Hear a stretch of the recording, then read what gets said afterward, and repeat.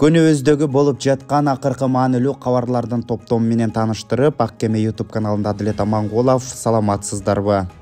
Жогорку кеңештин депутаты Эрулан Гөкүловду Бишкектеги түнкү клубтардын бирине кепкасын жана курткасын чечүүдөн баш тарткандыгы үчүн киргизбей коюшту. Мындай видео социалдык тармактарга таркаган.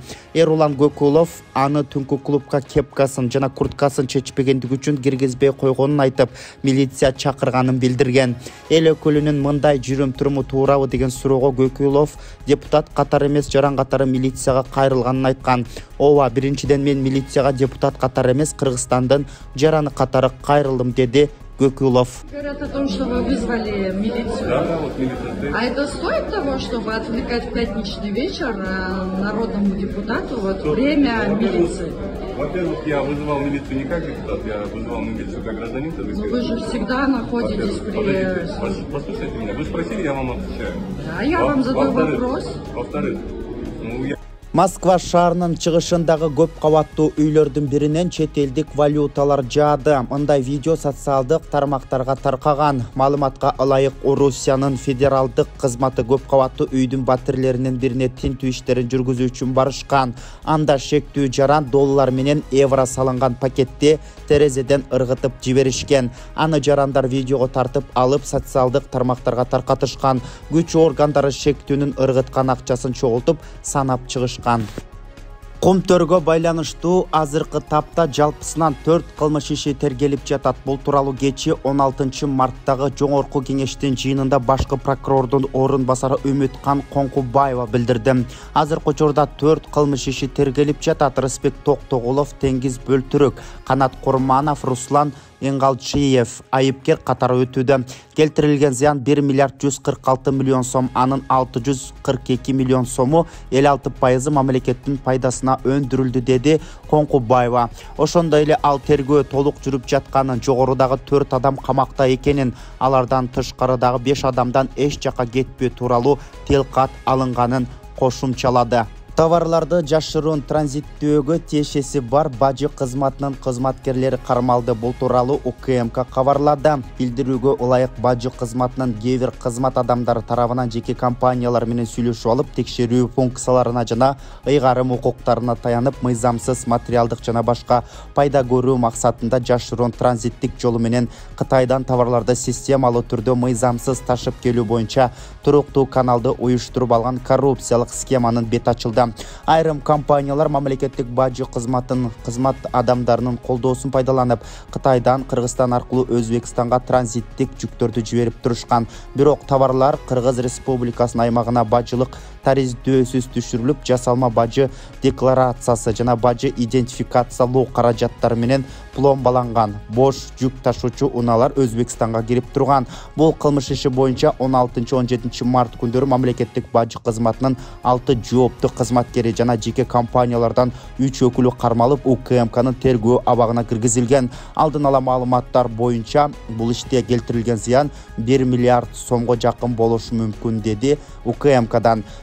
18 мартта Коргоо министрлигинин элеки 806 аскер бөлүгүндө Канжар X атайын багыттагы отрядынын Кыргыз-Индия биргелешкен машыгуусу аяктады. Бул тууралуу Коргоо министрлиги кабарлады. Машыгуунун активдүү фазасында тоодогу мыйзамсыз куралдуу түзүлүштөрдү жок кылуу боюнча биргелешкен атайын тактикалык эпизоддор көрсөтүлдү.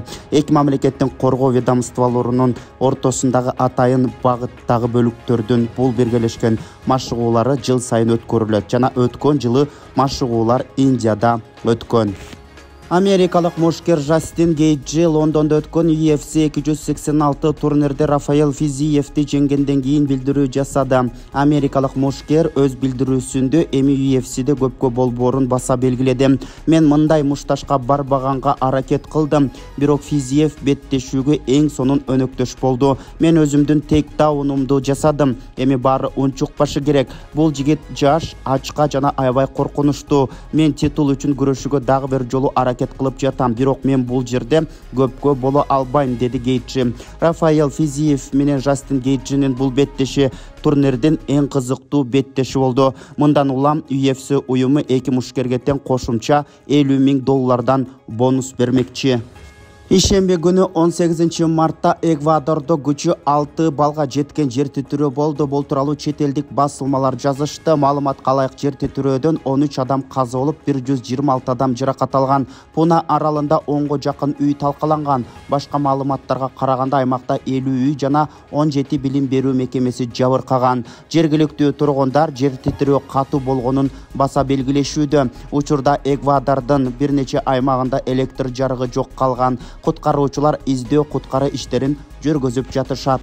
Президент Садыр Жапаров бүгүн 18 мартта Бишкек шаарындагы Гареев аттындагы ботаникалык бакка барып, анын учурдагы абалы жана реконструкциялоо пландары менен таанышып чыкты. Бул тууралуу президенттин администрациясынан кабарлашты. Ушул эле жерде бүгүн президенттин администрациясынын, президенттин иш башкармасынын жана Бишкек шаарынын мэриясынын кызматкерлеринин катышуусунда ишембилик өткөн. Мамлекет башчысына реконструкциялоо долбоорун ишке ашырган учурда бактык аймагында 2 кабаттуу административдик имарат, бир нече чарбалык имараттар, трансформатордук көмөч чордондор, ошондой эле күнөсканалар, питомниктер, ирригациялык система жана башка объекттер оңдолору маалымдалды. Ошону менен бирге аймактагы транспорттук схема өрт коопсуздугунун нормаларына ылайык келтирилет. Ал эми жөө жүргүнчүлөр үчүн зоналар заманбап стандарттар боюнча жакшыртылмакчы. Ботаникалык бактык кызматкерлери тарабынан жүргүзүлүп жаткан илимий иштер боюнча дагы маалымат берилди. Президент Садыр Жапаров белгилегендей, ботаникалык бак Улуттук илимдер академиясынын курамында калып, анын илимий бөлүгүнө көбүрөөк көңүл бурушу керек экенин айтты. Чет өлкөлүк жарандар, анын ичинде кыргыз жарандары үчүн Кытай визасын жолжоболоштуруунун тартибин жаңылоо боюнча Тышкы иштер министрлиги төмөнкүлөрдү билдирет. Кытайдын Тышкы иштер министрлигинин маалыматына ылайык, жарандардын жүрүүсүн андан ары жеңилдетүү максатында 15 марттан тартып Кытайдын аймагына чет өлкөлүк жарандардын кирүүсү үчүн аталган өлкөнүн визалык саясатына төмөнкүдөй түзөтүүлөрдү киргизүү чечими кабыл алынган. 23 жылдын 15 мартынан тартып 20 жылдын 28 мартына чейин берилген жана дагы деле жарактуулук мөөнөтүнүн чегинде болгон визалардын кирүү функциясы калыбына келтирилди. Ошондой эле Кытай Эл Республикасынын чет өлкөдөгү мекемелери Кытай Эл Республикасына бара жаткан чет өлкөлүк жарандарга визанын бардык категорияларын кароону жана берүүнү кайра жандандырат. Министрлик Кыргыз Республикасынын жарандарынын өзгөчө көңүлүн бурат. Ортомчулук түзүмдөрдүн тигил же бул категориядагы визаларды алууда ортомчулук кызматтарды көрсөткөн айрым адамдардын мыйзамсыз иштери жөнүндө маалымат болгон учурда Кыргыз Республикасынын укук коргоо органдарына кайрылууга чакырышмакчы. Күнүбүздүн маанилүү делген кабарлары мына ушулар болду. Ак Кеме YouTube каналына катталып, күндүн маанилүү делген жаңылыктардан биринчилерден болуп кабардар болуңуздар. Лайк басканды унутпай, башкалар менен бөлүшүңүз.